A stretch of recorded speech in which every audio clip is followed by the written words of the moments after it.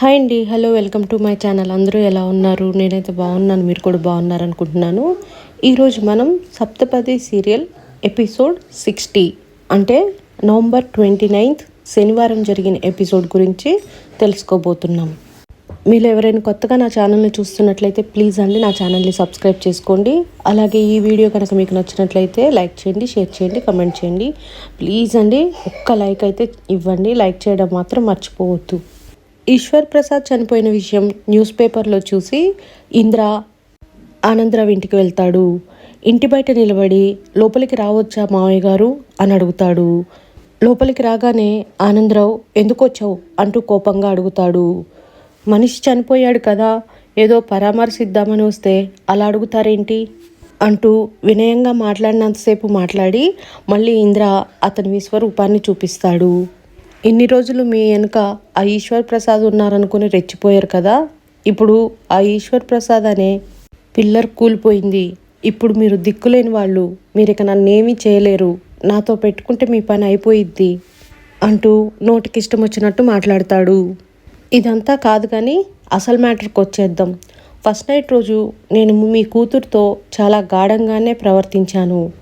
కానీ ఇదంతా ప్రూవ్ చేయడానికి ఆ పిచ్చిమోహం దాని దగ్గర ఎలాంటి ఆధారాలు లేవు. అదే నీ కూతురు విచ్చలవిడితనానికి నా దగ్గర చాలా ప్రూఫ్స్ ఉన్నాయి.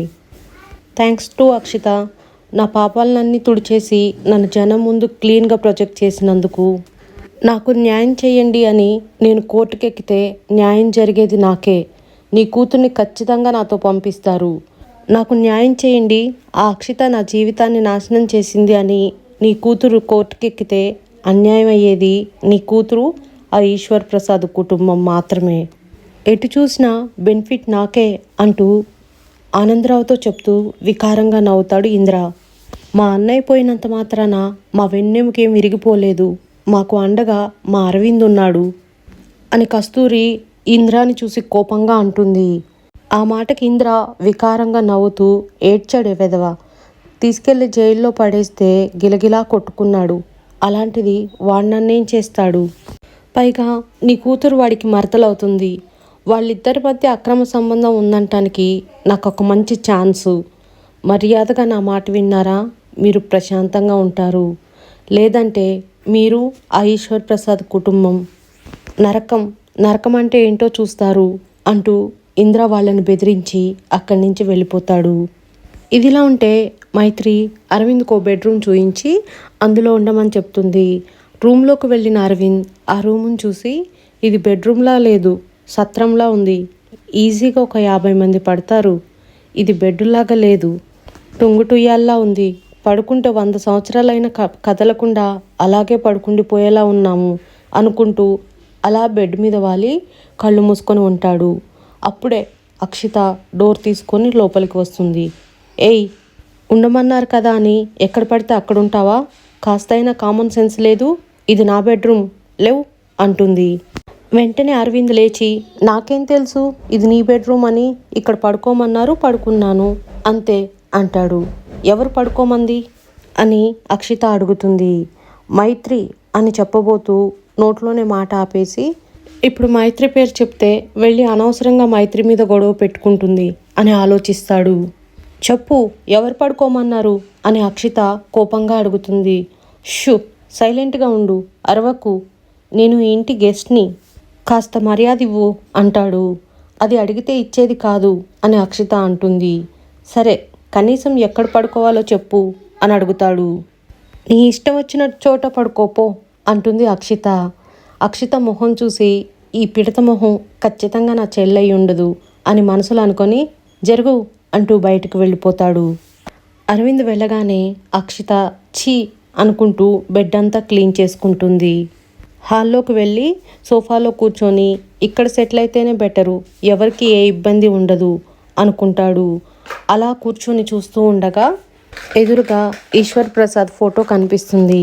దాన్ని చూసి చూసావా ఎలా అవమానిస్తున్నారో, కనీసం ఇంట్లో పడుకోనిస్తలేరు, నా వారసుడివి ఇంటికి రారా అని బ్రతుకున్నన్ని రోజులు నా వెంట పడ్డావు కదా, ఇప్పుడు చూడు కనీసం ఇంట్లో నన్ను ఏ ఒక్క చోట పడుకొనివ్వడం లేరు, మీరున్నట్టయితే మిమ్మల్ని అడిగి పడేసేవాణ్ణి అంటూ ఈశ్వర్ ప్రసాద్ ఫోటో చూసుకుంటూ అరవింద్ తిట్టుకుంటాడు. ఇదిలా ఉంటే కస్తూరి పడుకొని ఏడుస్తూ ఉంటుంది. కస్తూరిని చూసిన ఆనందరావు, ఇందాక జరిగిందాన్ని తలుచుకొని ఏడుస్తున్నావా కస్తూరి అని అడుగుతాడు.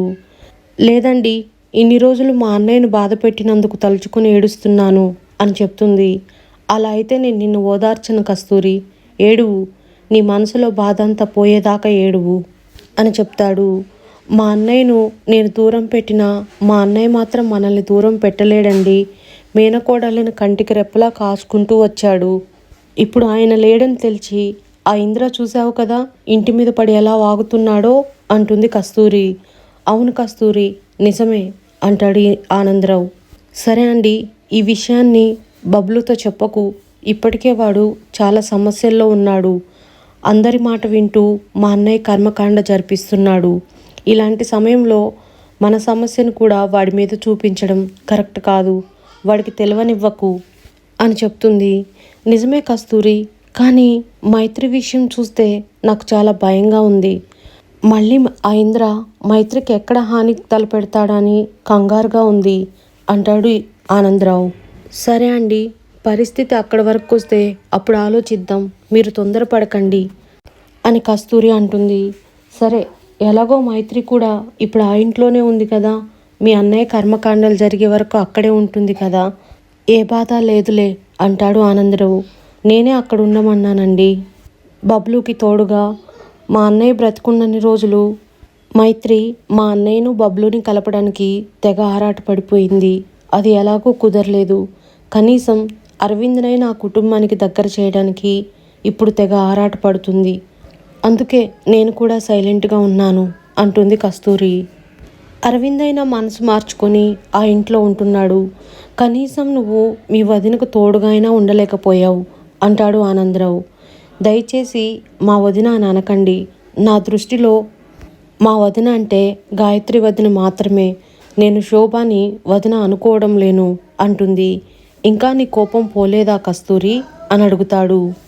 కోపం కాదండి, నేనెందుకో మా గాయత్రి వదిన స్థానంలో వేరే ఎవరిని ఊహించుకోలేకపోతున్నాను. నాకు ఆ ఇంట్లో ఉండాలనే ఉంది, కానీ మా అన్నయ్య లేని ఆ ఇంట్లో నేను ఉండలేకపోయాను. అందుకే వచ్చేసాను.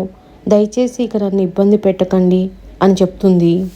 ఇదిలా ఉంటే పుల్లయ్య ఒంటరిగా గదిలో కూర్చొని మందు తాగుతూ ఉంటాడు. అప్పుడే పని మనిషి వెళ్ళి, ఏంటి పీపీ సారు, ఇంట్లో అందరూ బాధతో ఉంటే మీరేంటి మందు తాగుతూ ఇలా తింటూ ఉన్నారు అని అడుగుతుంది. నేను కూడా మా బావ పోయిన బాధలో ఉన్నాను, అందుకే మందు తాగుతున్నాను. ఏడ్చి ఏడ్చి ఎనర్జీ మొత్తం పోయింది, అందుకే తింటున్నాను అని చెప్తాడు. మిమ్మల్ని చూస్తే అలా అనిపించడం లేదు, బాగా సంతోషంలో తాగుతున్నట్టున్నారు అని అడుగుతుంది. ఒక రకంగా చెప్పాలంటే అది కూడా అనుకో అంటాడు. మా బావ చనిపోయాడు కదా, ఇక ఇప్పుడు ఏ ఆప్షను లేదు. అంజలి పాపని నాకిచ్చే పెళ్లి చేస్తారు, ఆ సంతోషంలో కూడా తాగుతున్నాను.